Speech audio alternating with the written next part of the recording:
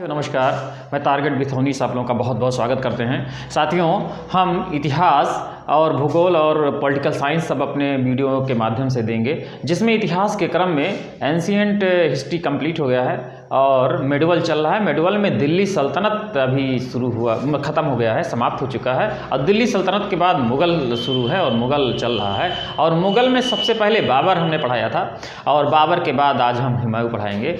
और बाबर की मृत्यु के बाद हुमायूं, हालांकि हुमायूं अपने जो है बाबर की तीसरी पत्नी के पुत्र था, लेकिन हुमायूं के 4 भाई थे और हुमायूं ने चारों का बंटवारा, सबसे पहली बार इतिहास में ऐसा हुआ है कि जिसमें 4 भाइयों के बीच में बंटवारा हुआ था।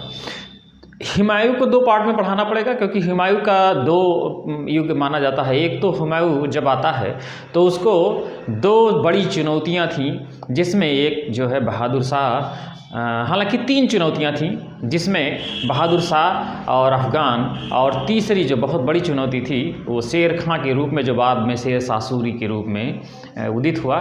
तो इन चुनौतियों का सामना करने के लिए शुरू में बहादुर शाह और जो है महमूद लोदी अफ़गानों से तो उसने सफलता प्राप्त की, लेकिन बाद में, शुरू में तो शेरशाह को भी जो है वो देना पड़ा टैक्स और जो है, लेकिन बाद में शेरशाह से जब वो चौसा के युद्ध में डायरेक्ट सामना होता है बंगाल में, तो वो हार जाता है और उसको हारने के बाद एक भिस्ती बचाता है। तो भिस्ती बचाने, हालांकि ये जो है निजाम नाम का भिस्ती होता है, उसको एक दिन के लिए बादशाह भी बनाता है। अभी हम सारा फैक्ट बताएंगे, एक एक क्रम में बहुत इंपॉर्टेंट है। उसके बाद बिलग्राम का युद्ध होता है।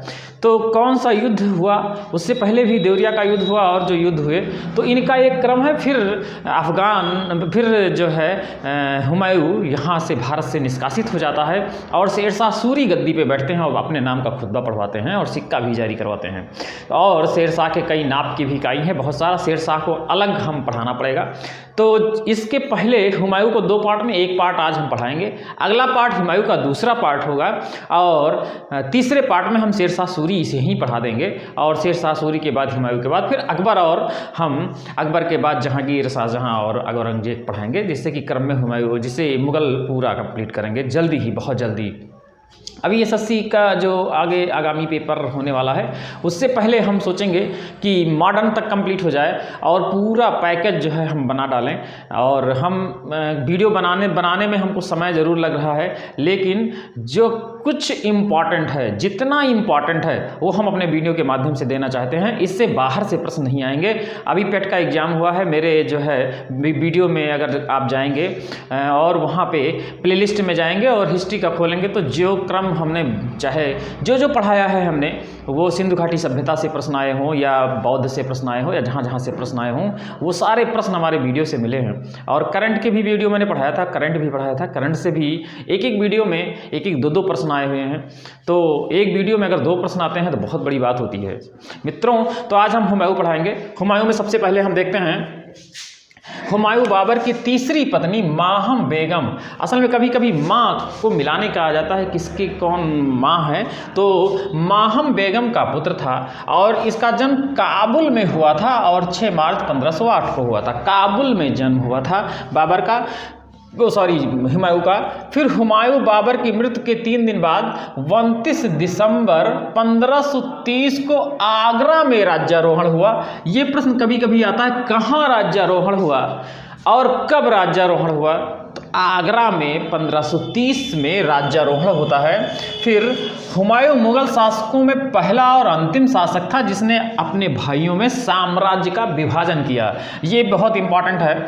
फिर हुमायूं ने 1531 में कालिंजर के शासक को सबसे पहले प्रताप रुद्र देव को अपना पहला आक्रमण किया और प्रताप रुद्र देव को हराया भी, हालांकि बहुत सफलता नहीं मिली, लेकिन फिर भी उसने अपना पहला आक्रमण किया। और हुमायूं के राजत्व काल में उसका अफ़गानों से पहला मुकाबला 1532 में दोहरिया के युद्ध में हुआ था, जिसमें अफ़गान का नेतृत्व मोहम्मद लोदी ने किया था और मोहम्मद लोदी इस युद्ध में हार गए थे। बहुत जो है यहाँ पे सबसे पहले दोहरिया पे जो है इसने सबसे पहले सफलता प्राप्त की। और उसके बाद हुमायूं ने 1535-36 में बहादुर शाह को पराजित किया। बहादुर शाह को पराजित करने के बाद उसको बहादुर शाह बहुत ही जो है उस समय ताकतवर व्यक्ति था, और उसको पराजित करने के बाद ये सीधे चुनारगढ़ और इसको बंगाल में ही जो है इसको हराना था, और वो भी शेर खां इसके लिए चुनौती थे। और फिर हुमायूं 1535 में शेर खां को दबाने के लिए हुमायूं को चुनारगढ़ का 1336 में दूसरा डेरा डाला और किले पर अधिकार कर लिया। यहाँ पे शेर खां यहाँ पे बहुत डायरेक्ट जो है वो नहीं थे, शेर शाह को अधीनता भी स्वीकार करनी पड़ी थी।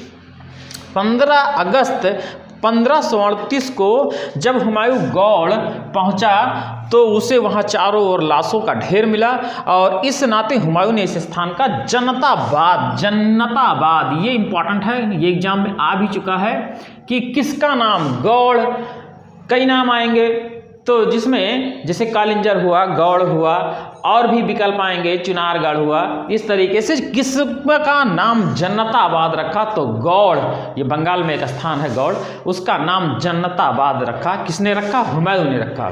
फिर अगला प्रश्न हम देखते हैं कि बंगाल से लौटते समय हुमायूं एवं शेर खां के बीच बक्सर के निकट चौसा नामक स्थान पर, बहुत इंपॉर्टेंट है, चौसा का युद्ध किसके किसके बीच में हुआ? तो शेर खां और हुमायूं के बीच में हुआ, और यहीं पे बहुत बड़ी बात है कि यहीं पे शेर खां ने हुमायूं को पराजित किया, बुरी तरह से पराजित हुआ, और हुमायूं को भागना पड़ा, और भाग के एक भिश्ती, वही निजाम नामक भिश्ती जो गंगा नदी को पार करवाता है अपने घोड़े से, और वहीं पे बादशाह उससे हुमायूं खुश होकर निजाम यानी भिश्ती को एक दिन के लिए बादशाह बना देता है। हालांकि फरिश्ता के अनुसार आधा दिन के लिए जो है वो बादशाह बनाता है, लेकिन ये एक ही दिन बादशाह किसको बनाया, तो यही प्रश्न आएगा, बादशाह किसको बनाया, तो निजाम नामक भिश्ती को बनाया। तो इस तरीके से प्रश्न आएंगे। फिर दूसरा है, इस विजय के बाद शेर खां ने शेर शाह की उपाधि धारण की तथा अपने नाम का खुतबा पढ़ाया। किस युद्ध के बाद? चौसा के युद्ध के बाद। और चौसा का युद्ध कभी कभी मिलाने को भी आता है, ये 1539 में हुआ था, क्योंकि अभी 1540 में बिलग्राम का युद्ध होगा, तो इस नाते से इस युद्ध मिलाने को आता है। तो सबसे पहले दोरहिया का युद्ध, जिसमें जो है वो अगर मिलाने को आता है, फिर उसके बाद चौसा का युद्ध, चौसा के बाद बिलग्राम का युद्ध। ये युद्ध जो कन्नौज में है, बिलग्राम कन्नौज में है, कन्नौज का युद्ध भी कह सकते हैं। और इसके बाद जब दोबारा फिर हुमायूं आएंगे तो उस समय भी कई युद्ध होते हैं, तो वो भी बहुत इंपॉर्टेंट मिलाने को आता है। एक प्रश्न तो जरूर आएगा किसी भी एग्जाम में। फिर शेर खां ने शेर शाह की उपाधि से खुतबा पढ़ाया और जो है अपने नाम का सिक्का ढलवाया। फिर 17 मई 1540 को कन्नौज के पास बिलग्राम का युद्ध हुआ और हुमायूं पुनः परास्त हुआ, और यह युद्ध बहुत ही निर्णायक था, क्योंकि उसके बाद उसकी शक्ति नहीं बची और फिर उसको निर्वासित जीवन व्यतीत करनी पड़ी।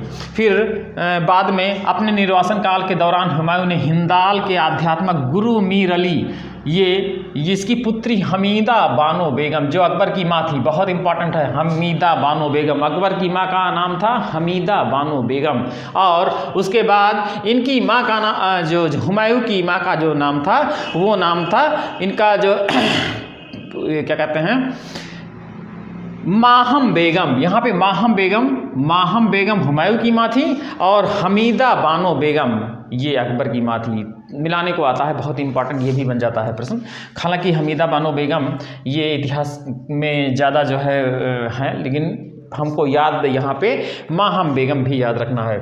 फिर 29 अगस्त 1541 ईस्वी को विवाह किया और कालांतर में इसी से अकबर का जन्म हुआ। हालांकि हमीदा बानो बेगम जब विवाह हुआ तो 14 वर्ष की थी, और ये 1541 में इनका विवाह होता है।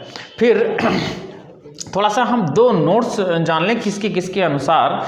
तो फरिश्ता के अनुसार हुमायूं ने निजाम नामक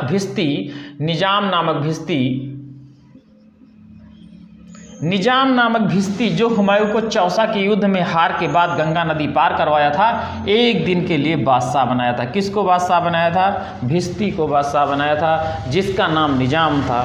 फिर लेनपूल के अनुसार बहुत इंपॉर्टेंट है कि हुमायूं की असफलता का मुख्य कारण उसकी सुंदर परंतु विवेक रहित दयालुता थी।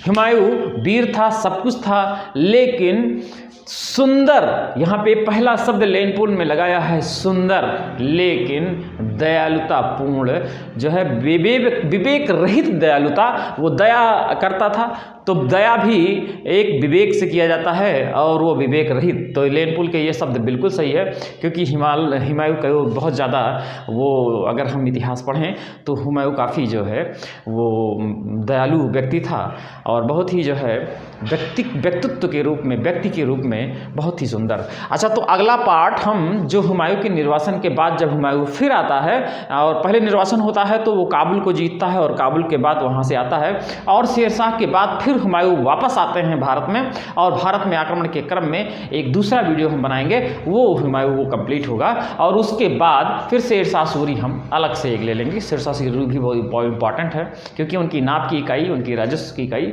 और ये एग्जाम में आता भी है।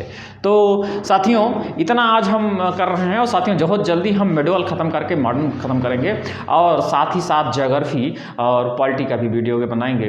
अगर साथियों आपको समझ में आया हो और अच्छा लगा हो तो प्लीज़ वीडियो सब्सक्राइब करिए, लाइक करिए। साथियों नमस्कार, जय हिंद।